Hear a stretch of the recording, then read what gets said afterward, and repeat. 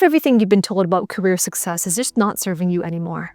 For years, we've been taught to hustle and grind, only to feel burned out and sometimes even empty on the other side. But for a while now, there has been an emerging, more powerful force that shapes and redefines career success and achievement. And let's talk about that right here. Let's dive in.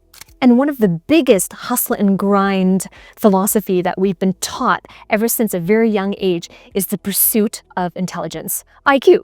Right? We have been told that IQ is king. And in many ways, deep inside, we believe it. I have worked with so many individuals who are brilliant, who have a lot of work experience, who have quite a lot of knowledge in their industry, who are consistently on the journey in pursuing intelligence. And this is what we've been taught in school. For centuries, the human beings and mankind have been obsessed over measuring IQ in terms of IQ testing, right? Standardized tests, you have these measures of intelligence, you have grades and GPAs, and you have competition based on where you sit in the classroom. We've been obsessed with measuring IQ. But here's the thing about almost all IQ tests that are out there that measure intelligence. They are almost all based on well-defined problems. What does that mean? Well-defined problems are problems that have a clear wrong or right. You can mark it right, mark it wrong. They have a rule book. They have clearly defined solutions. Everything fits into a neat and tidy box of what it looks like. And that's the answer, right? That's measurements of well-defined problems.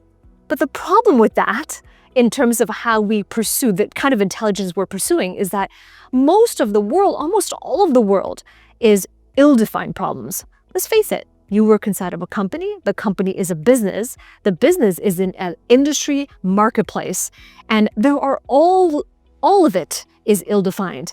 You're working with stakeholders that you may have never met before. You're working with new competitive forces. You are having constant shifts in the economy, in the marketplace. You're working with people that are constantly changing directions and have conflicting, even different priorities. All of that is ill-defined. How do you navigate that? And that, if that has never been on your radar for intelligence, then you can see how the programming that we've been had and the pursuit of intelligence is causing us to hustle and grind our ways that really are not aligned with the goals that we want to achieve. In other words, the real world does not look at all like an IQ test, especially in the business. As you ascend to higher and higher levels of leadership, you are going to be called to make more and more decisions with less and less information, more and more ill-defined problems. It's not going to look like your IQ test in school at all or on those standardized tests. And not to mention, AI is now outperforming humans on all of these cognitive tasks. So how can that still be a measure of intelligence?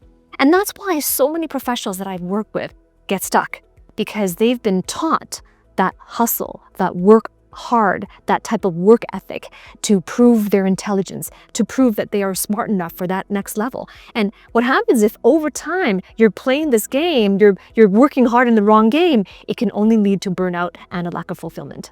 Traditional career advice often ignores those human elements, and it also ignores the effects of an AI-augmented workforce.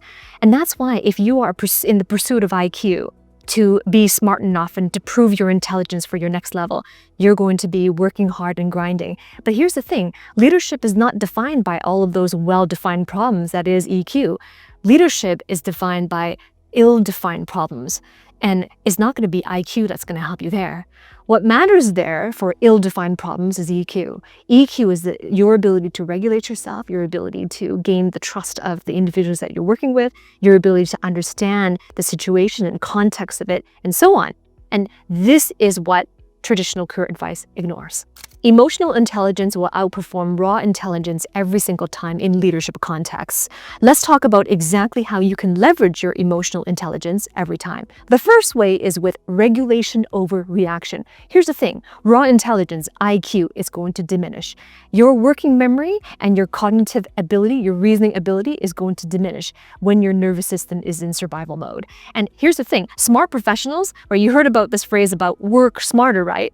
Well, those smart professionals, they're not only working smarter, but they're also panicking smarter. So here's what I mean. When they're panicking, these smart professionals, before they make the decision, they are analyzing every single potential catastrophe, every worst case scenario out there before they make a decision. And when your mind is thinking about and piling on all examples of upcoming impending doom and worst case scenarios, what ends up happening is you go through paralysis.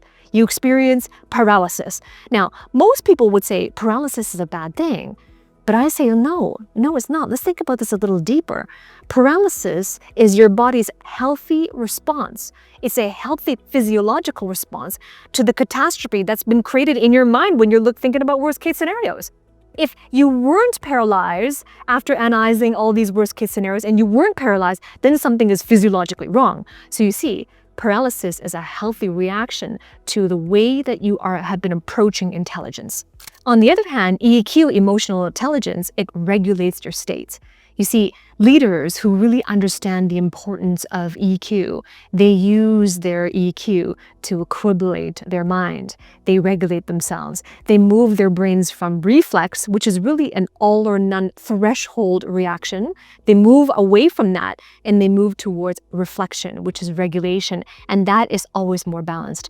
And can you see how when you move from reflexive to reflective and regulated, this is going to be a really crucial skill for you to have. It's a personal growth skill to have, especially in leadership contexts, which are made up of all ill-defined problems. For example, when you are needing to communicate with people that you may not have a working relationship with, but you need to get their buy-in. When you need to ensure that you're not over-relying on AI for your communications. When you need to be able to understand the situation and show up more diplomatically, especially among people who differ a lot in their cultural backgrounds and their understanding of things. All of these require that type of navigation and self-regulation with EQ. And this is important because if you don't regulate using your emotional intelligence, then your IQ, the raw intelligence, cannot even come online when it matters the most. Number 2, the second way to leverage and empower yourself through EQ is understanding value-based perceptions and equivocation of information. So here's the thing about IQ. Traditionally, people thought IQ equals information. The more you know, the more intelligent you are. And people assume that IQ refers to the mass amount of information you have, the higher your IQ scores. But here's the problem with that, and most people don't realize this, but not all information is created equal. It is value-based. So here's what I mean by that. It means that one piece of information, the same piece of information, is different depending on the value filter that it is perceived through.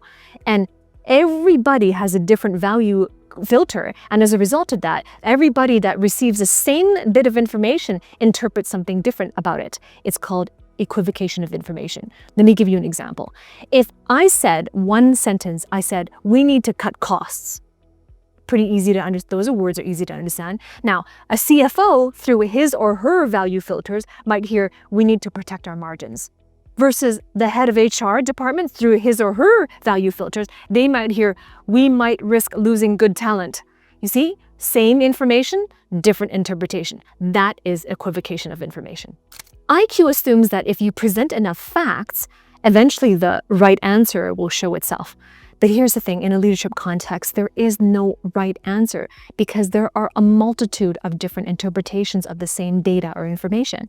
And that's exactly why if you feed more data into the wrong value filter, that leads to friction, not influence.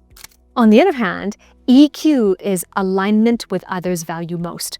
And this is important because that's why EQ-driven leaders, they decode the values first and then they translate the information accordingly. This is what I call managing the meaning. And it's important because when you engage in value-based perceptions and you understand that, this is where you can really minimize the resistance. And here's why. It's because every individual that you're going to meet with, and yourself included, you and they are going to perceive based on what they value most, all the way down to what they value the least. Here's the rule of thumb. IQ speaks to logic, but EQ speaks to values, and values always win. The third way to really be empowered through EQ and leverage EQ, the power of EQ, is with social resonance. And this is important because people will reflect your state. State is contagious. Emotions are contagious. And that's why I always say in my mentorship program, I always say that if you desire to lead other people, you must lead yourself first. Leadership is internal outward. Because let's look at it this way. If you are within a team environment, which you are if you work in a business, then your team around you, and it may not necessarily be your direct reports, it could be your peers, it could be your cross-functional team members as well. But all of these individuals that interact with you and they see you and they work with you day to day, week to week, they are constantly tuning into your state. The mirror neurons in our brain allows us to do that, tune into another person's state. And as a result of that, they're not just perceiving you in terms of your trustworthiness, credibility, and leadership competence. They're also experiencing you depending on your emotional and regulated state. And as a result of that, they themselves mirror your state. So if you are dysregulated as a leader, if you're anxious, if you are tense, if you are threatened, then your team will pick that up because of the mirror neurons picking up the cues, and as a result of that, you have a culture of fear and intolerance. But if you're someone who is regulated from within, and we talked about that earlier, moving from reflex to regulation, if you understand that and you have that method to moving yourself to greater regulation, through that understanding of through the way our brains work and survival and nervous system works, then you show up as a calm, present individual.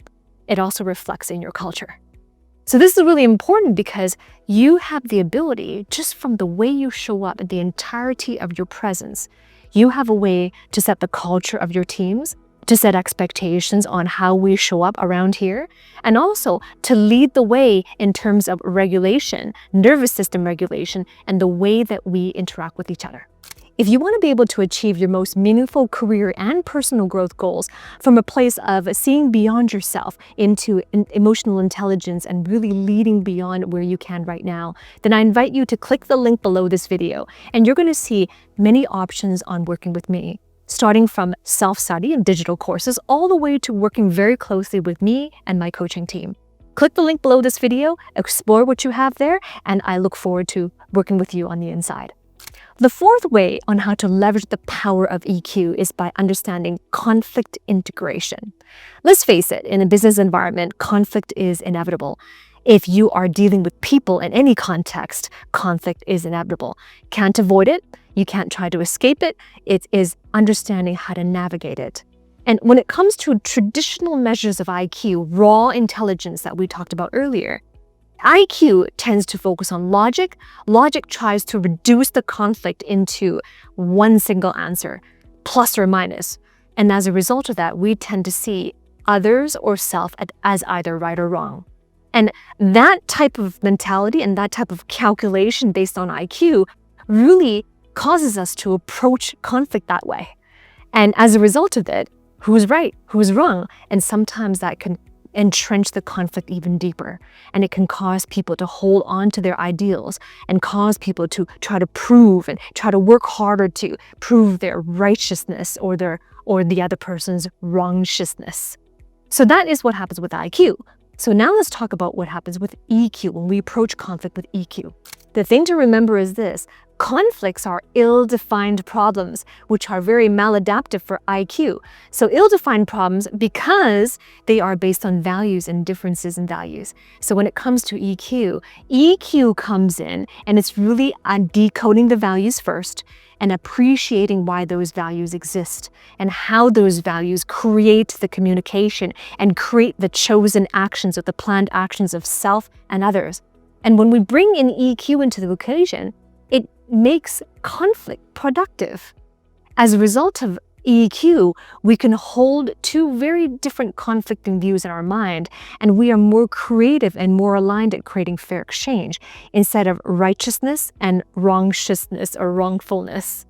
And as a result of that, with EQ, this is where instead of making someone right and someone wrong, we can rise above conflict and create an integrative solution with sustainable fair exchange and therefore build equity in relationships. The fifth arena to really empower and leverage EQ is in your identity expansion.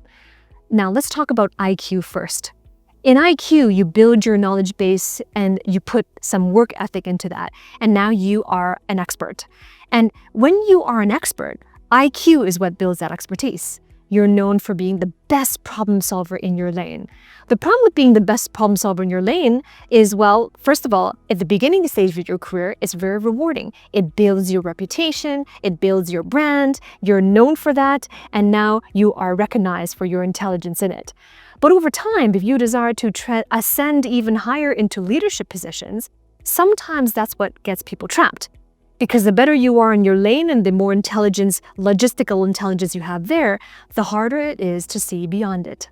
Many managers that I've worked with over the years are too smart for their own promotions, right? They believe that they are really good at what they do, and it's very difficult to let go of that identity.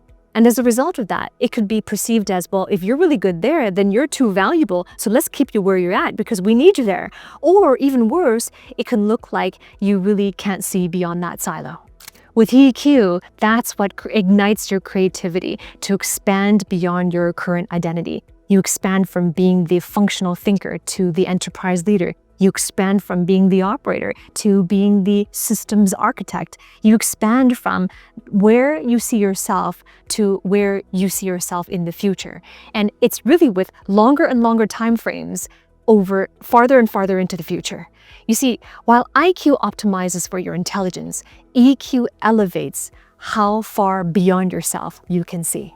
And this is why EQ outperforms IQ in leadership context. I mean, IQ might get you further along earlier in your career, but leadership is really for those ill-defined problems, and ill-defined problems are maladaptive for IQ raw intelligence. And you see, IQ might impress for what you know, but EQ elevates you for how you can lead.